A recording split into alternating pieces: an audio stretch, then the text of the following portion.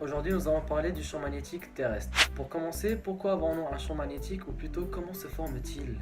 Déjà, il nous faut la présence d'un liquide conducteur. Il nous faut aussi de l'énergie pour forcer le liquide à se déplacer rapidement. Il faut aussi la présence d'un champ magnétique initial et d'un noyau externe qui se trouve ici, où toutes les conditions sont parfaites. Le fer est un bon conducteur et les mouvements convulsifs liés à la rotation de la Terre produisent une bonne configuration pour l'écoulement. En bref, sachez que tout ce qui se passe là-dedans produit ce fameux champ magnétique. Ainsi, la Terre contient deux pôles opposés. Le nord se trouve ici et le sud se trouve ici.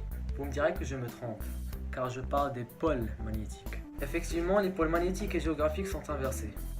Pourquoi? Si vous prenez deux aimants et que vous faites de sorte de les superposer alors qu'ils ont le même signe, ceux-ci vont se repousser. Paradoxalement, si vous mettez le pôle sud et le pôle nord face à face, ces derniers vont se rapprocher. Et bien du coup, ceci fonctionne de façon pareille avec notre planète. Le sud magnétique se trouve au nord géographique alors que le nord magnétique se trouve au sud géographique. Voyons ceci de plus près.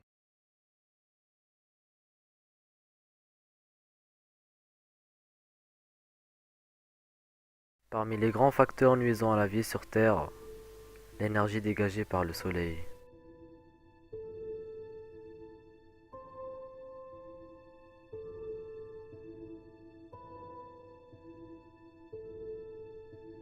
De temps à autre, le Soleil dégage ce qu'on appelle une éjection de masse coronale.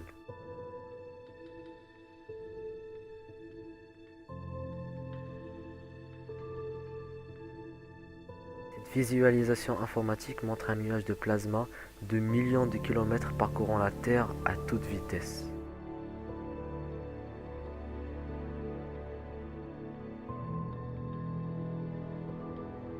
Si les particules solaires avaient la liberté d'attaquer la surface de la Terre, elles causeraient de graves dégâts à tout être vivant produisant des mutations fœtales dans son ADN.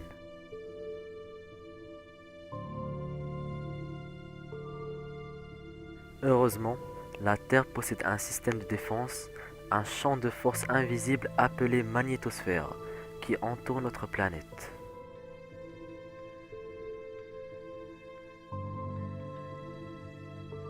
Ces images sont générées par les données de 5 satellites à réglage magnétique, appelés VEMS. Il se fut annoncé dernièrement par le réseau de véhicules spatiaux que le quatrième a été constamment détruit par l'énergie solaire.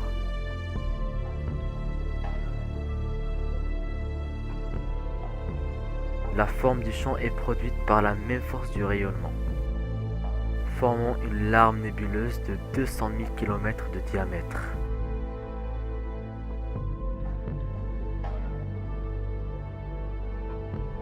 Se composant de particules solaires qui endommagent le magnétosphère le plus dévié.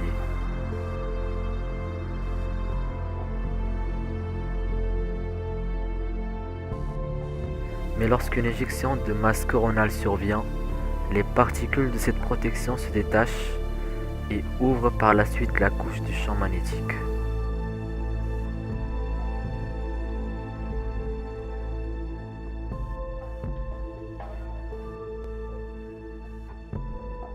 Et par conséquent, les particules auront la liberté de se précipiter vers la planète. Le champ magnétique intérieur de la Terre dirige le rayonnement vers les pôles nord et sud, ce qui provoque l'un des paysages les plus remarquables de la nature. Les aurores polaires.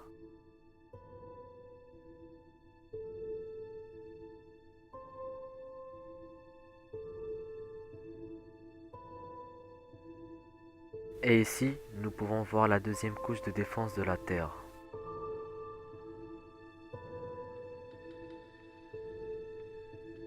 Des rubans géants de plasma descendant et encerclant les pôles nord et sud.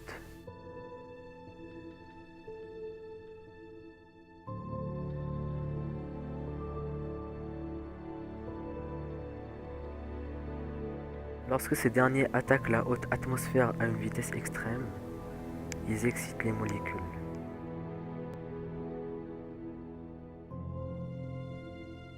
Le processus fait briller les molécules d'air. L'oxygène rayonne par conséquent en rouge, vert et bleu.